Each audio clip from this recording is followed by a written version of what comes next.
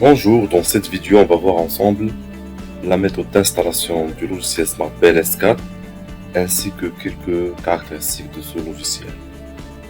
Pour le télécharger, donc on va vers Smart PLS, le site logiciel.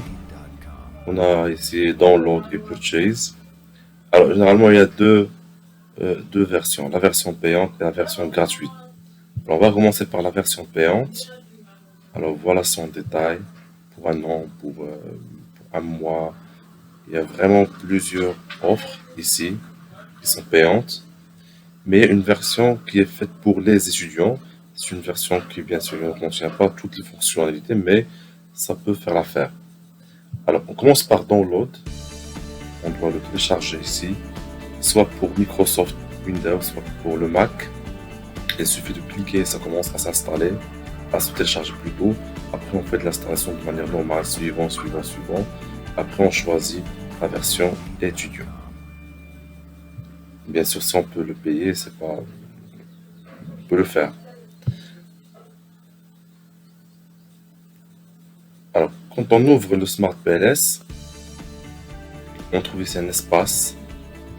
Comme je dis au début, il y a deux versions, la version payante et la version gratuite. Ici, quand on veut changer de licence, c'est-à-dire quand on est dans le payant, dans le gratuit, on veut aller vers la version payante, Switch License, ici c'est une licence PLS Student. Alors qu'est-ce qu'on trouve dans le logiciel? La première des choses qu'on doit faire, c'est que on doit choisir Workplace, c'est-à-dire la place, puis le lieu où on va stocker nos projets. Moi donc je vais faire Choose Workplace. Je vais faire par exemple pour document. Par exemple, ici je fais un nouveau dossier. Je l'appelle Smart PLS 4. Donc ici, tous les documents sur lesquels je vais travailler, je vais les trouver au niveau du dossier Smart PLS 4.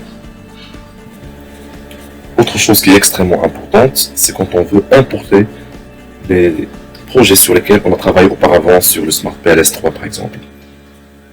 On va vers Smart PLS, bien File, Import Projects from Folder, parcourir. Je dois choisir le C, là où j'ai utilisateur ou users, je pense que c'est français ou bien anglais. Ici je vais choisir Smart PLS Workplace. Je vais sélectionner un dossier et comme ça j'ai tous les documents, tous les projets sur lesquels je travaille auparavant. Select All et j'importe. Comme ça j'ai tous les projets sur lesquels j'ai travaillé auparavant. Et une chose qui est importante au niveau du Smart PLS, c'est qu'il y a plusieurs langues. Ça c'est extrêmement important.